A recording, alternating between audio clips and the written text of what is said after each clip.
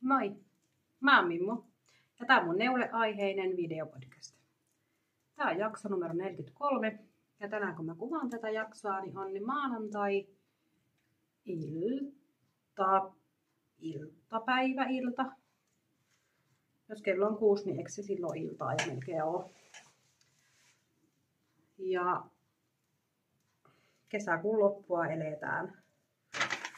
Kesäkuun viimeinen kokonainen viikko. Mies ja lapset lähti ulos kauppaan ja ulos, jotta mä sain tilaisuuden vielä kuvata, että tällä viikolla miehellä on iltavuoroa, niin ei ole mahdollista. Ja itsellä on töitä ja viikonloppuna lähdetään reissuun. Ajattelin, että mä nyt neulon teille jakson. Kuvaan teille jakson, kun mulla on nyt noin mun eskaripojan opettajille, aikuisille tulevat sukat tässä vielä näytillä, niin saa näytettyä ne tälleen livenä paikan päällä. Ei tarvi liittää mitään kuvia tai muuta. Niin mulla on päällä tää Sari Nordlundin Rokoko Raklan tee tai Rokoko Raklan top, kumpi se on. Tässä on täällä tämmöstä ihanaa pitsi valmiikkoa nyppyneulosta. Ja tää on neulottu Aaran, oiskohan se pohjanimi on Flora ja värinimi Ruusu tai jotenkin, mutta kumminkin tätä fingerin vahvusta merino tweed neon nyppylankaa. Ja tämän langan mä ostin vuosi sitten viime vuoden neulefestareilta. Mä aina unohan sanoa, mitä mulla on päällä, niin nyt mä keskityin. Ja nyt mä muistin sanoa, että mitä mulla on päällä. Mutta mennäänpä näihin valmiisiin neuleisiin. Mulla on tosiaan, siis tosi vahvasti niin kuin kesäkuussa mun neuleaika on mennyt näihin 3 sukkapariin. Elikkä tämmönen setti. On yhdet tämmöiset vihreäruskeet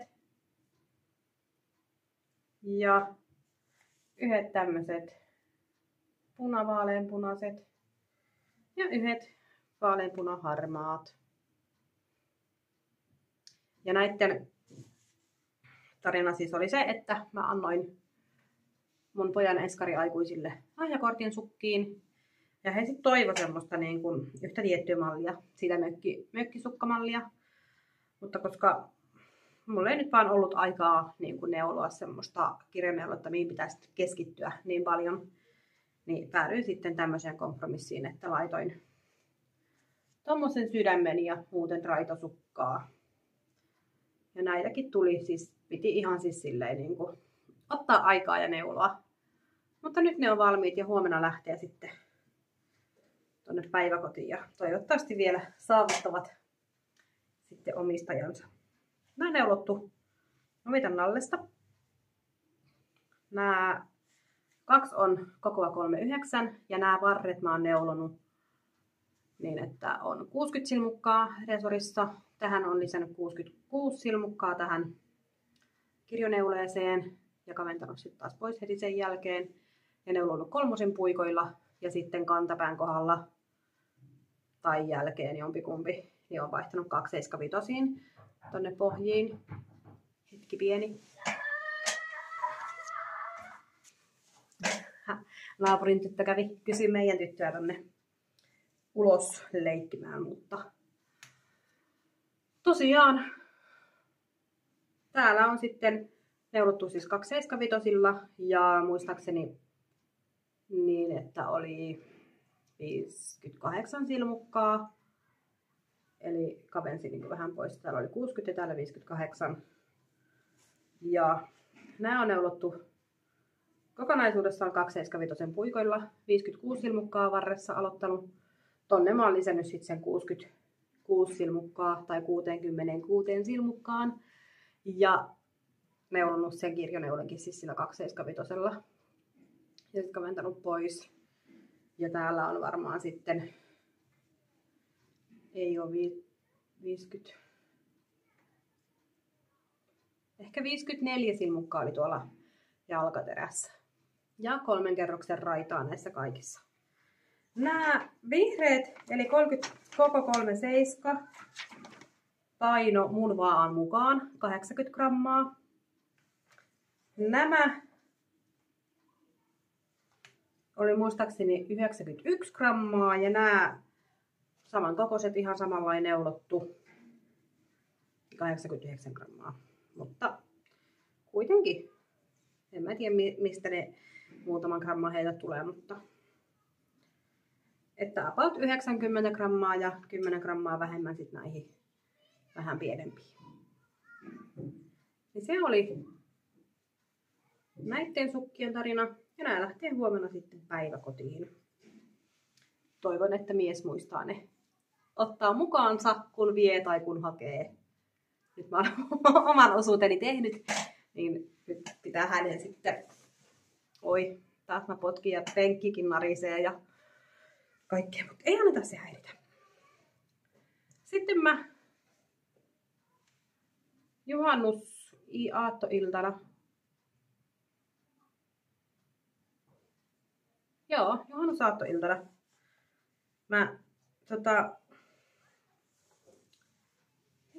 Miksiköhän mä aloin neuloa näitä sukkia?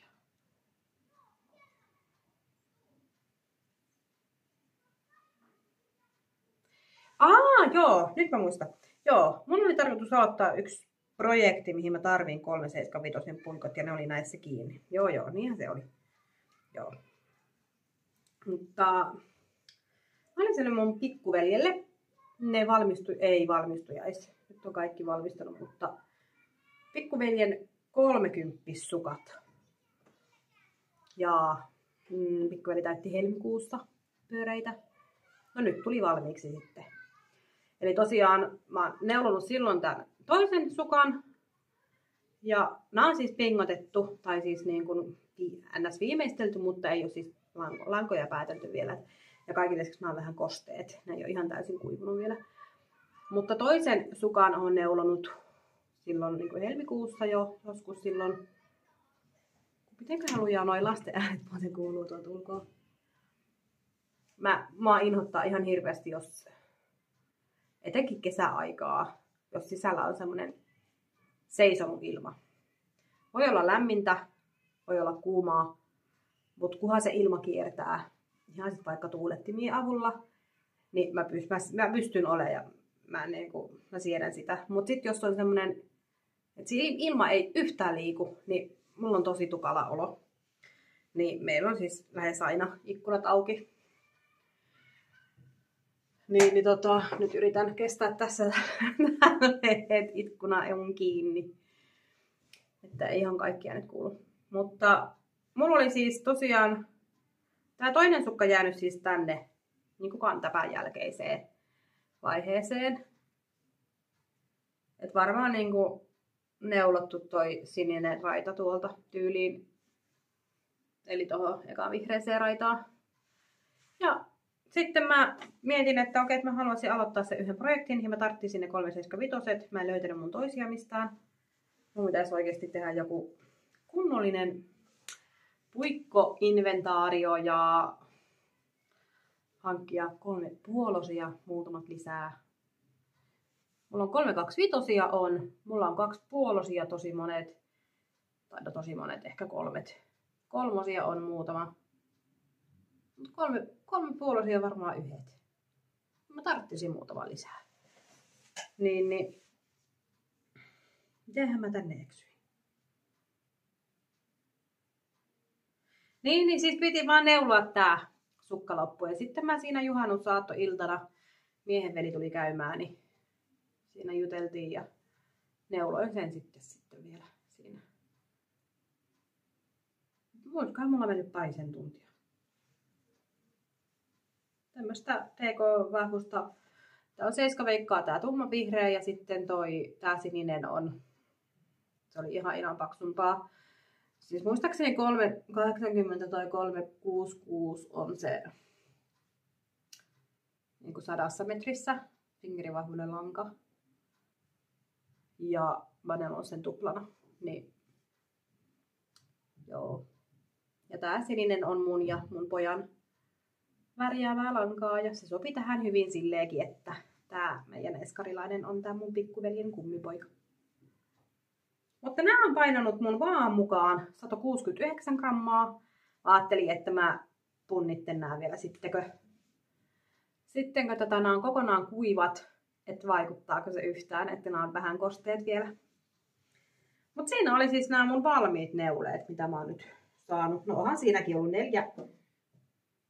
No, noista oli 1, 2. No, melkein 3 sukkaparia yhteensä neulottu. Ja sitten mä oon edistänyt tätä mun synttärilahjaksi ostamaan itselleni siis tätä kesäsukkalankaa. Tehnyt näistä itselle tämmöiset, mä oon nimennyt nää nyt juhannussukiksi. Ja mä purin sen raidotuksen, mitä mä olin aloittanut raidottaa sillä vaaleanpunaisella, purin sen kokonaan pois ja neuloin sit ihan itsensä pelkästä tästä väristä. Tästä tuli näin ihana. Ja mä tein tämmöiset ihan hyvinkin perus. Nää näyttää ihan hessuhoposukilta tälleen. On pitkä jalka tai on iso jalka ja sitten kun ne on tälleen ohutta ja kapeata ja lyhyellä varrella, niin nämä näyttää niin höpöiltä näin. Mutta ne on ihan perussukat ilman mitään ihmeellisyyksiä käytännössä. Tuolla on 3 kerroksen tai siis 6 kerroksen minikiilat. Eli 3 kertaa mä oon lisännyt noita silmukoita. Tiimalasi kantapää, jossa on 4 välikerrosta. Ja sitten mä oon kantapään jälkeen heti kaventanut. Jos mä näyttäisin. Kantapään jälkeen heti kaventanut silmukat pois. Mä en tiedä, näkyykö tossa yhtään. Ja sen jälkeen.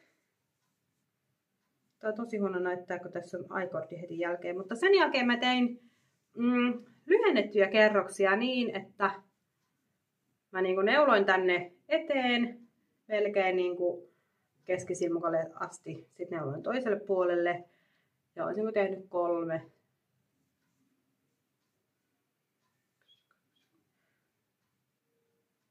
kertaa näköjään. Eikö 4 kertaa? Niin kun mä oon jalassa todennut, että jos tekee ihan niin kuin sukat niin, että sillä ei ole niitä lyhennettyjä kerroksia. Nyt mä ehkä löysin sen tavan, millä niitä lyhennettyjä pitää tehdä. Niin se niin kun laskee tosi herkästi sinne kantapään alle. Että vaikka niin kun sukka istuisi tästä tosi hyvin niin siihen nilkan kohdalle, niin sitten se niin kun menee näin. Ja tiedä, ymmärrättekö? Mutta nyt kun mä tein niitä lyhennettyjä kerroksia, niin se nousee vähän niin kun sieltä kantapään takaa ja tästä sivuiltakin vähän, kun siinä on niitä lisäkerroksia. Niin se jotenkin istuu silleen tasaisemmin. Ja on jalassakin sit silleen niin kuin, että se ei ole niin kuin näin se vähän niin kuin reuna, vaan se on niin kuin silleen, no silleesti. Ja täällä on toinen sukka nyt, minikiilat menossa, eli ihan kohta kantapää alkaa. Ja sehän on sitten valmis kohta puoliin. Ja loppulangasta mä ajattelin sitten, no, mulla oli eka tarkoitus, että mä tekisin niin kuin mahdollisimman monet nilkkasukat tosta. Mutta sitten mä ajattelin, että jos mä teenkin nilkkasukat ja yhdet pitkät sukat, niin sekin olisi ihan hyvä. Ja mulle jää tätä, no onhan tätä nyt, tätä jää varmaan se 50 grammaa. Tarkentaakohan tätä? Mä en ole vieläkään löytänyt semmoista hyvää kompoa, miten mä voisin kuvata tuolla takakameralla sille, että mä näkisin itse, mitä mä kuvaan.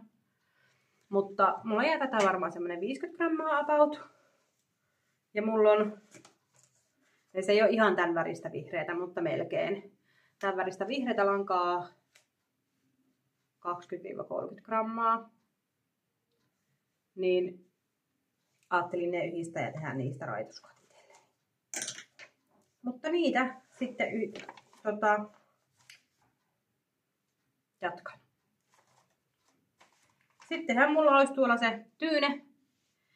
Sitten saatan ehkä nyt viikonlopun reissussa neuloa. Mä en tosiaan tänä vuonna pääse tonne neulefestareille, että ne on harmillisesti viikon aikataulua tai viikon normaalia aikaisemmin. Ja mä oon itse just sinä viikonloppuna suviseuroissa, että ne on aina näin kesä-heinäkuun vaihteessa. Ja neulefestarit on ollut aina viikko suviksien jälkeen, niin sitten on päässyt niin kesän molempiin tämmöisiin päätapahtumiin. Nyt jää sitten ikävä kyllä neulefestarit välistä. Mutta se on elämä tämmöistä. Aina ei pääse sinne kaikkialle, mihin haluaisi. Niin sinne saatan siis ottaa sen mun... Rupesin miettimään, että miksi mä nyt tähänkin päädyin, mutta saatan ottaa sen mun tyyneneuleen sinne, jos sen nyt sitten oikeasti jaksa ja innostu aloittelee näitä uusia. Nimittäin mun oli tarkoitus aloittaa tai mennä mukaan, hypätä mukaan siihen Silmukkavirran Anna Kaarin Silmukkavirta. No se ihana, ketä tekee sitä Silmukkavirta Neule-podcastia, niin aloitti tämmöisen 7 neuletta tyynyn alle kalin. Nyt niin kuin toi viime viikon ajan, juhannusviikon ajan, että joka päivä aloitettaisiin uusi neule. Ja sitä sitten neulottaisiin niin kuin loppuvuoden ajan. Niin mun oli siihen tarkoitus hypätä ja mä heti niin kuin listasin, että okei, että mullahan on niin kuin tosi paljon näitä, että mihin mulla olisi niin kuin melkein niin kuin kaikki langat jo kotona. Että joistain projekteista puuttuu kerä tai 2. Että niin kuin käytännössä olisi kaikki langat. Että mähän niin kuin siihen hyppään mukaan, että totta kai. Ja sitten iski se taas se realiteetti, että kun mä oon tarpeeksi väsynyt, niin mun aivot ei vaan toimi. Että se tuntuu aivan ylitse pääsemättömän vaikealta päättää puikkokoko, tehdä niitä mallitilkkuja, laskea se tiheys, että jos ei nyt ihan aina mätsää se lanka ja ohjeen mukainen lanka, niin että pitääkö ottaa kokoa pienempi vai kokoa isompi, että saa itselle sopivan. Niin kaikki tämä aloittamiseen liittyvä niin kuin tämmöinen juttu, niin siis kerta kaikkiaan, kun se on vaikeaa. Mun pitäisi mennä johonkin, pitää joku tämmönen neuleretriitti, että mä vaan aloittelisin hirveän monta neuletta, että sit olisi mitä neuloa. Mutta mä ajattelin nyt kuitenkin kertoa, että mitkä mulla oli suunnitelmat. Musta on aina tosi kiva katsoa ihmisten neulesuunnitelmia.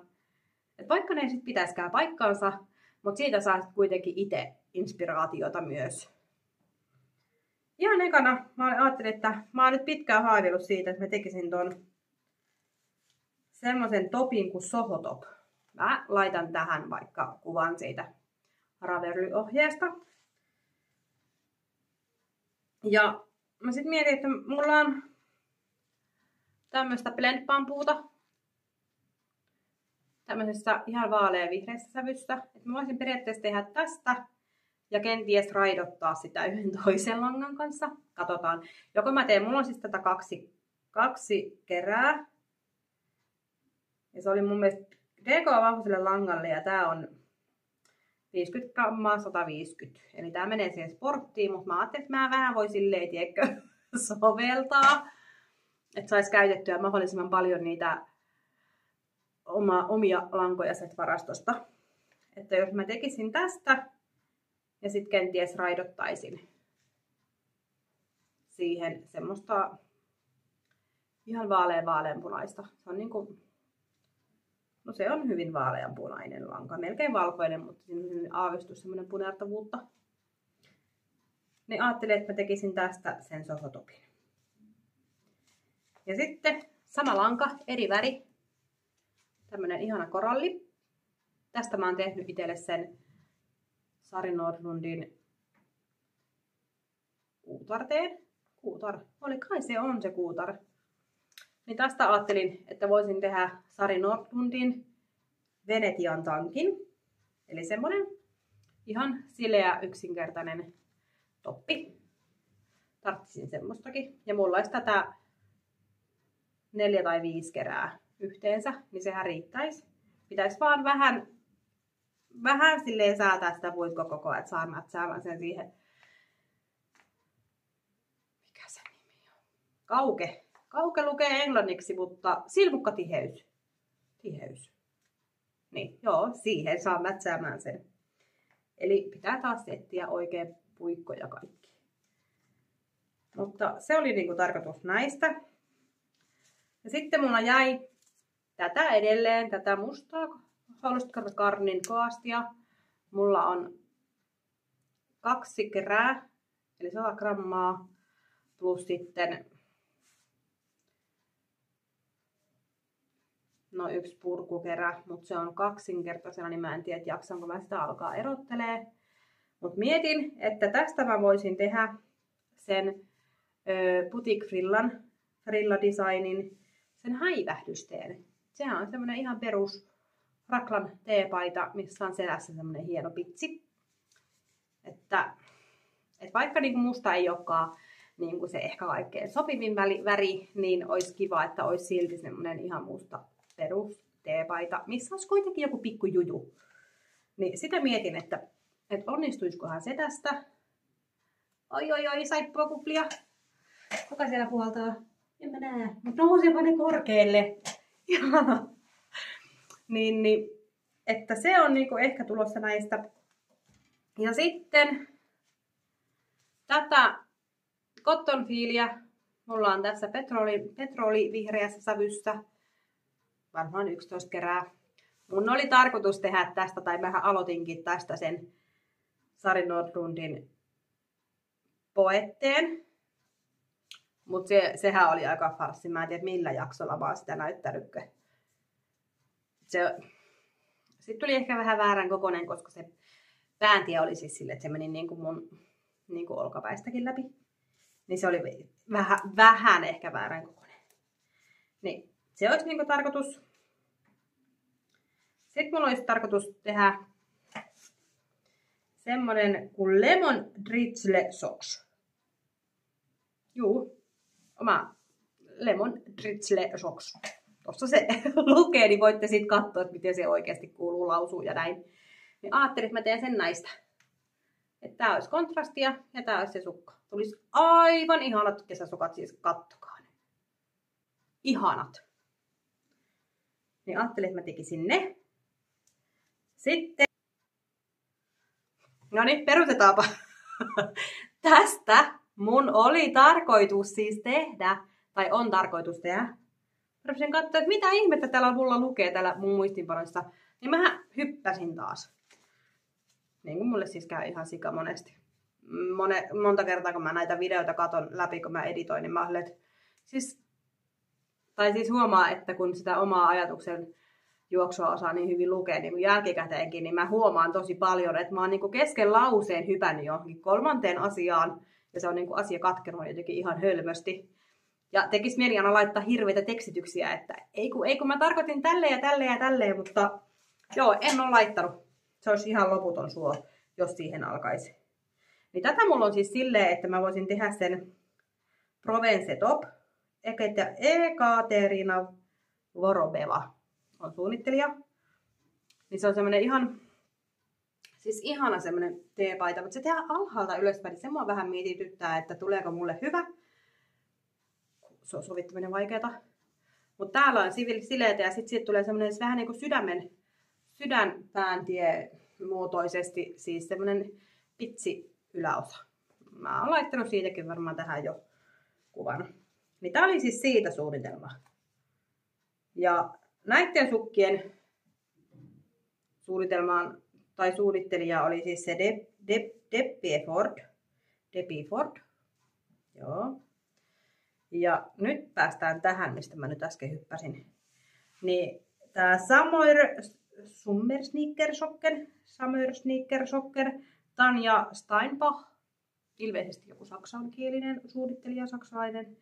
Ja mä vähän tämmösiä mietin, että mä käyttäisin tän jämän ja toivoisin, että tää riittäisi. Ja sitten se röyhelö, mikä siinä on niin nilkan takana, niin mä tekisin tästä. Että se sopisi kuitenkin aika hyvin. Niin kuin näin. Tää on arvettaa ja tää on jotain sukkalankaa, minkä nimeä en muista. Ja sitten mä mietin, että mä olisin tehnyt sen ne Pigneto sukat.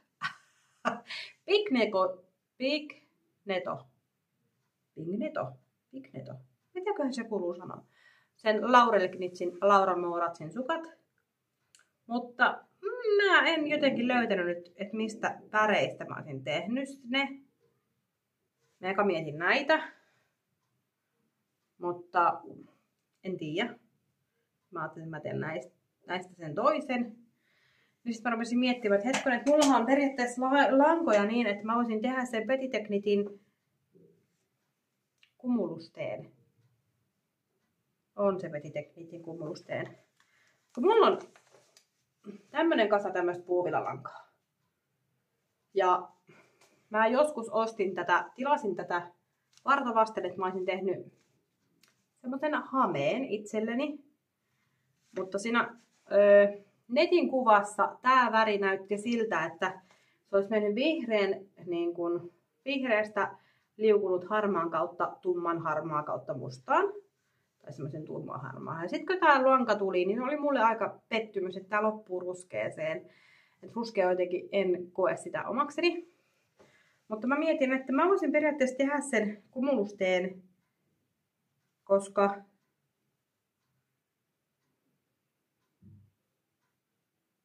mulla on niinku lankaa tässä silleen, että mä pystyisin sitä pätkimään niin, että mä saisin sen liukumaan myös hihoihin silleen hyvin.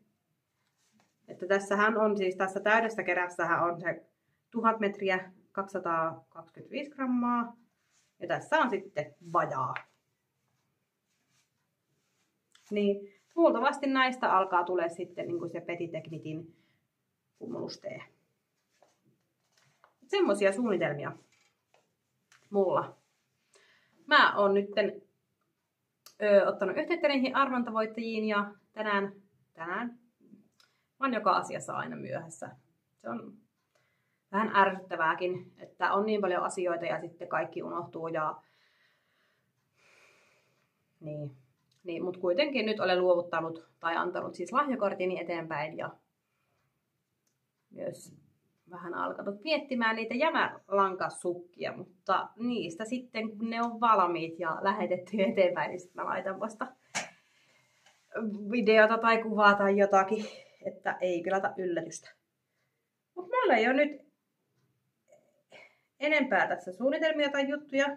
Olihan tässä taas monta suunnitelmaa ja kaikenlaista ja puoli tuntia näköjään mennytkin. Ja mieskin laittoi tuossa vähän aikaa sitten viestiä, että laitapa viestiä sitten, kun oot valmis, että voi tuoda kauppatavarat sisälle. Niin mä varmaan lopetan. Jatkan hommailua. Ja ajattelin olla niin reipas, että lähden lenkille tänään, kun mies laittaa lapsia nukkumaan. Mulla on ollut liikunnan kanssa vähän pahoja vaikeuksia. Niin kuin päästä taas liikkeelle. Et se silloin katkesi, kun tuli influenssa ja alkoi hirveät allergiaoireet, niin sen jälkeen niin en ole vaan niin saanut semmoista jatkuvuutta siihen, mitä oli jo helmi-maaliskuun aikana. Ja mulla on ollut ikävä sitä omaa oloa, mitä mulla silloin oli, että oli niin paljon pirteempi ja jaksavaisempi ja ei ollut semmoinen jatkuva väsymys ja semmoinen ihme tuhrunen olo. Tai siis semmoinen tympeä. Niin mä eilen sit vaan silleen lopulta sisuunuin, että ihan sama, nyt mä teen sen jumpan. Ja tein sitten vartin kahvakulajumpan. En ole kyllä, siis huomaa, että en ole tehnyt niin hetkeen mitään, koska en muista milloin mä olisin viimeksi saanut sykkeitä niin korkealle. Että kellokin rupesi varoittelemaan jo, että nyt meni yli rajojen. Et siitä ei ole kyllä ihan hetkeä tapahtunut, mutta tänään ajattelin siis olla oikein reipas ja lähteä niin nyt heti toisena päivänä jo perättäin niin lenkille. Kävelylle. Nyt vielä illan päälle. Miksiköhän mä tätä mutta aloinpa vaan. Mutta kiitos kun te ootte siellä ja laitatte kommentteja. Niistä tuli nyttenkin tosi paljon niin jotenkin hyvä mieli. Ja jotenkin nytkö saa kommentteja, niin tulee semmoinen olo, että tää on ihan tosi kiva tehdä. Et siellä on joku, joka katsoo. Ja eritotin yksi kommentti, nyt mä en nyt muista ketä se oli, ketä kirjoitti, mutta että silloin kun oli pidempi tauko, niin oli miettinyt, että pitäisikö laittaa viestiä, että missä oot ja mitä kuuluu. Että oltiin niin kaivattu, niin se jotenkin lämmitti tosi paljon mieltä. Että ihana kun siellä on ihmisiä, ketkä katsoo ja tykkää. Mutta neulomisiin. Nähdään ensi kerralla. Moi moi!